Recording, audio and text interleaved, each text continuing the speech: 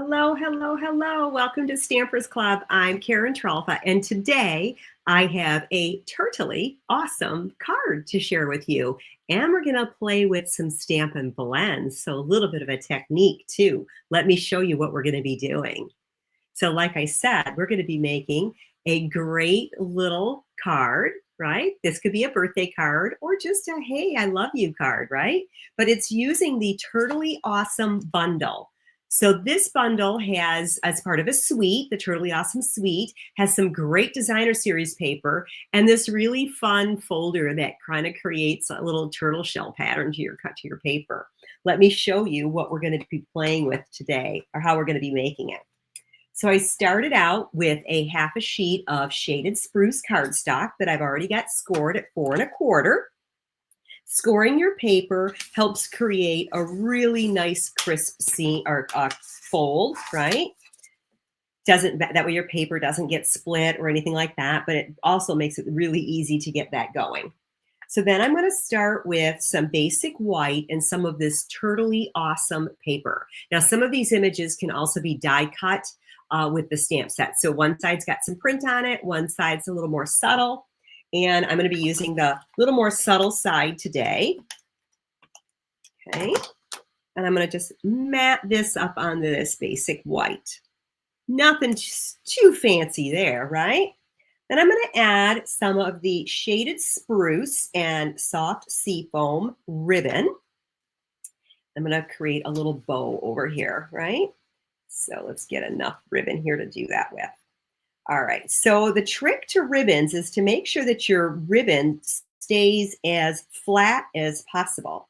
Now, this is two-tone ribbon, so you want to make sure that when you do this one, you have the right color coming out for both of your loops, right? That would be important. And we'll just get that tight in there, and then this is a very satiny ribbon. It's very smooth. It's really got a great texture. And you just work these little tails back and forth till you get the size ribbon or bow that you want.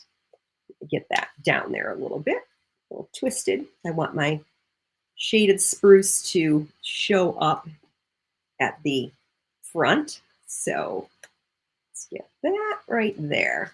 Perfect. And cut my tails.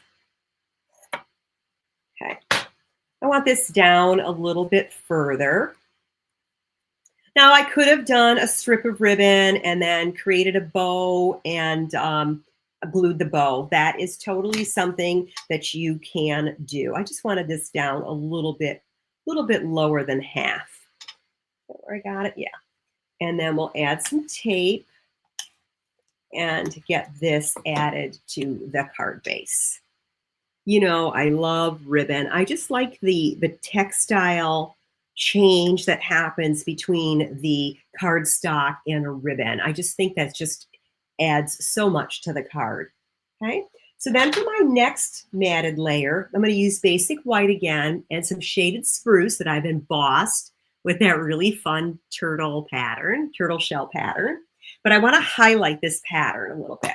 So I'm going to get some cracked white ink and a sponge dauber.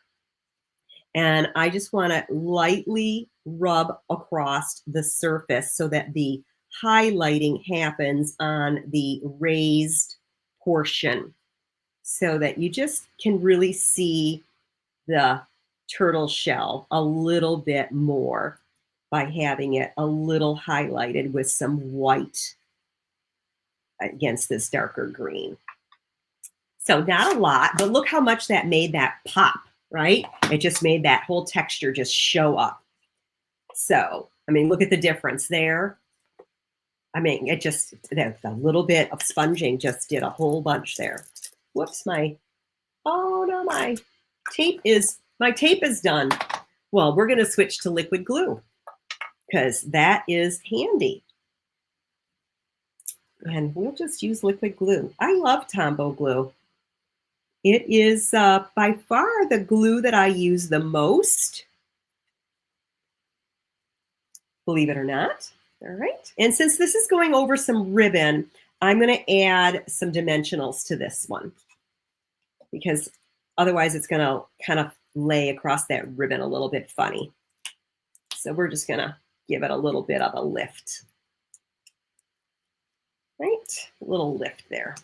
And I'm going to tuck that under the ribbon and get it centered. And I think that is straight. Right? And you can move your ribbon around if you need to. It's not a problem there. All right, so now for some stamping. We are going to use Memento Black because I'm going to be doing blends, Stampin' Blends here.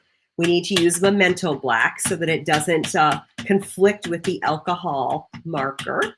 We don't want to be blending the black into the colors, right? But I need that little turtle and I need the cake. A little cake. All right. So for the turtle, I'm going to start with the turtle with some Granny Apple Green. We're just going to get some dark outlining. Now, I tend to start with the outline first. You don't have to. You can do it either way. It works both ways. Get some shading down one side here because I don't want to have the whole thing dark. I'm going to get some where the shadows might be, right? Get some shading there. And then this is the second time that's happened to me. All right, and then we're going to get our light and start blending that in. So the light really pulls the dark and the two colors start to blend together and you get some natural high-low shading with Stampin' Blends. You get a little bit of some dark areas and then some light areas. And you can work in small circles if that works for you. It doesn't really stop it from blending if you just use straight lines. The circles tend to make it so that you soften the hard line that gets created with the dark marker. So you just you're able to have a little bit more blending. Ooh, I want to add a little bit in these circles here. Want his knees to show up, right? And you just do a little bit of blending. And then that color kind of starts, it doesn't like totally blend across the whole paper or the whole image. You have some areas that remain dark, and then you have some areas that are light. Get this going, and the same thing here. And just pull that dark in. If you go over the dark, it'll start to blend into the light and get a little bit of a circular edge there to kind of pull it in a little bit more. All right, and then for my arm, same thing. I know the camera might not pick that up, but I think if I lift it, when I get done and I lift it up, I think you'll see what I'm talking about, where you get this little bit of a high-low. And the circle motion helps soften that straight line that I drew. So this gives you some high and some low color. Get a little bit of a watercolor effect there, okay? Then for the turtle shell, is this the light or the dark? This is the dark. I'm gonna give them a little bit of a soft little undertone here. And get my light of my soft, this is soft sea foam. And I'm just getting it so that we have some dark lines. And then I'm going to just soften that hard line a little bit on this because I want it to be a little bit more defined in this image. Get that up there. All right, and then on his shell, I just want to go around the circles. So I want on this guy, his shell is going to match his belly. All right. Then I'm going to use dark shaded spruce to color in his little spots. So I have a definite light and a dark here. These are so small that you really don't need to use both the light and the dark of this color because these spots are really tiny. So we're just going to select one, and I chose to do it in the dark. And then a dark daffodil delight for his little toes. Give him a little color here. Perfect. All right. And then for the cake, I'm going to use a flirty flamingo, and I'm just going to get some of the lines here. All right, and get my light color. There's not a lot of blending going to be needed on this one because it's a small image. So you're going to get some distinct coloration, but not a ton. And we'll go back to the yellow for the daffodil for the candles. And then the tray, I'm just going to use a light smoky slate, just so it looks like it's on a little silver plate. We're close to silver. Now I'm going to have some fun here with the flirty flamingo. And I'm going to give the guy some little bit of cheeky cheeks. You see the little dots there for his little cheeks? Doesn't take much, right? But he gets like a little rosy cheeks, right? So to cut this out, I'm going to use the mini Stampin' Cut and Emboss because it'll fit on my table, right? Love how this folds down, and get it on here. And I need 2 of the dies. So I need this one and this one. So I need the cake and the turtle, right? Now you're going to like how this die cut is a little bit interactive. You get some washi tape here to hold these in place. So this, you're gonna love how this makes this a little bit interactive. This is a very unique die set. And let's get my cake. Get that on there too. Come on, cake, line up. It's hard to do this on camera because normally I put my head right over the top of these little images, but I don't think you need to see the top of my head, right? So a little tip on the mini machine is if you offset the leading edge of your plates, it will go through this machine much easier. See how that just goes through? You don't have to like work at it because it's such a small, narrow machine that it's got a very solid pressure in there so that when those are all lined up together, it tends to be a little bit sticky to get it into. Oh, I have ink all over me. I don't know what I did that on there. That's kind of weird. Hopefully we don't end up with this all over my images. My luck, that's exactly what will happen.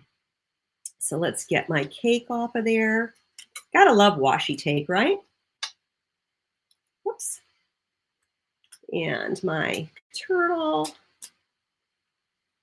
Undo him.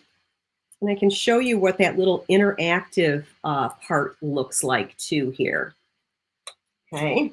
So this actually cuts out his hand or his arm. So you can tuck things under there, right?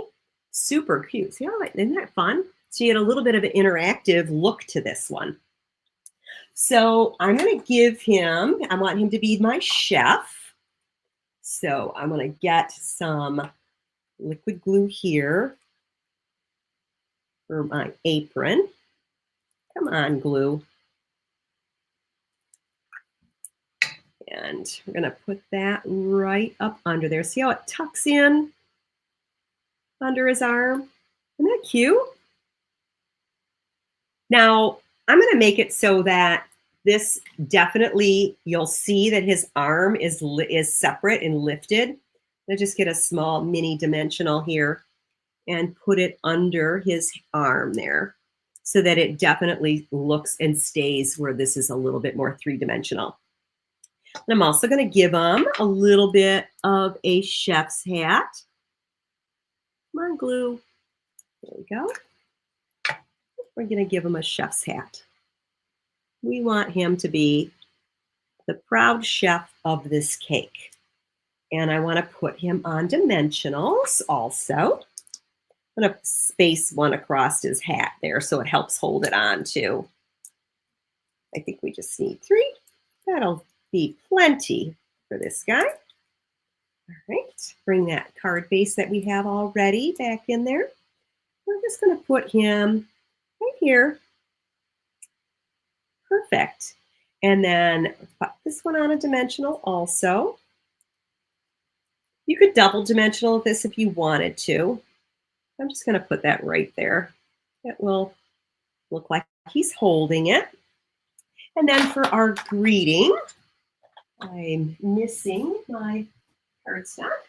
Little strip of Darling Duckling and some shaded spruce ink. And we are going to stamp a wonderful little greeting for a sweet friend, which all of you, everybody that comes and visits me here on YouTube and my channel, you guys are all just so sweet. Thank you so much for taking the time to stop by and visit with me today. And hopefully you're learning a new technique with the Stampin' Blends. If you enjoyed this, I would love to hear it. Go ahead and leave me a comment on whether or not any of the tips that I've shared with you today are helpful. And if you enjoyed the Stampin' Blends and would you like to see more cards made with them, right? I'd love to know what else I could share with you and what would benefit you the most. All right, so we're going to add a little bling also. These are the shades of green hexagons. They're pretty substantial little, they're like, they have a little bit of depth to them. I'm going to use the lighter green ones here. Almost out of these. Look at that. I've been using the heck out of these, haven't I? And one of the small ones. And pop that up right there. Gives it a little bit more shimmer and shine with these, right? So you get just this little bit of extra little shimmer and shine. So, sweet friend, I would love to know how you like this card. Do you use ribbon? Do you use blends? Do you like to color? I would like to know all of those things. And I hope that you did enjoy seeing how this card was made and that you will enjoy the Turtley Awesome bundle. Actually, the whole suite is amazing. If you haven't checked it out, get over on stampinup.com and check out the great suites that they have. But I really like this Turtley Awesome one. It is so fun and playful. The link is in my in the description below too, if you want to pop right over there and check out what's included in the entire suite. You can buy the products individually or as a suite, either one.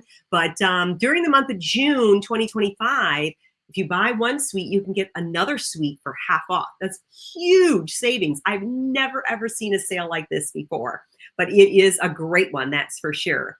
If you have any questions, let me know. Drop me a couple of comments. Don't forget to subscribe to the channel so that you get notified when I have new videos coming out, which are frequent, as you probably know already. But in the meantime, you guys all have a stamp happy day. Bye now.